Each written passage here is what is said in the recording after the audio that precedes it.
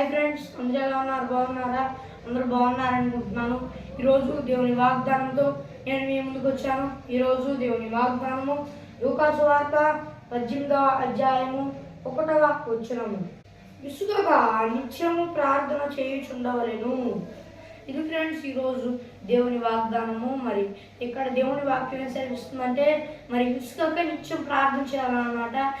ప్రార్థన చేసినప్పుడు దేవుడు తీర్చాడు. ఎందుకు ప్రార్థన వింటాడా దేవుడు? అసలు ఏంటి కార్యం జరగదు అని ఆలోచిస్తా ప్రార్థన చేయకుండా ఉండకూడదు అనమాట.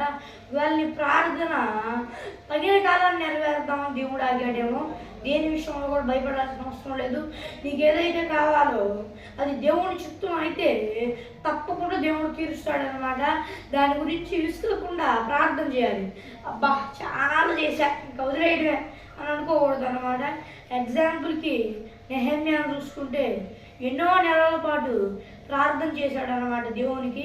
దేవుడు గొప్ప కార్యాన్ని రాజుకి దయపుట్టించాడనమాట దేవుడు. నెహెమ్యా ఏదో ఒకరోజు చేయగానే దేవుడు రాజుకు దయపుట్టిలేదనమాట. కొన్ని రోజులు సమయం పట్టింది. ఎందుకంటే కొన్ని రోజులు కాదు, కొన్ని నెలల టైం పట్టింది.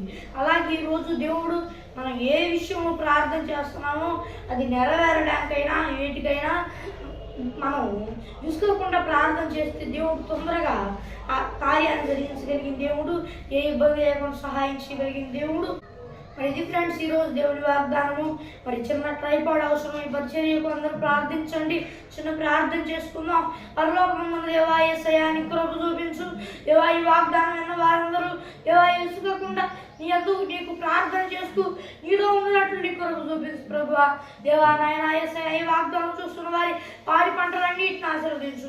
దేవా నాయన ఈ వాగ్దానం చూస్తున్న వారిలో ఎవరైనా నిజదేవుని నేను నమ్ముకోకపోతే నేను నమ్ముకున్నట్లు నీ కృప చూపించు. యేసుక్రీస్తు నామములో అడిగి వేడుకుంటున్నాము మా ప్రియ పరలోకపు మా పరమ తండ్రి. ఆమేన్. మరి ఫ్రెండ్స్ ఈరోజు దేవుని వాగ్దానము. ఈ వీడియో నచ్చితే ఈ వీడియోని లైక్ చేయండి, వీడియోని షేర్ చేయండి.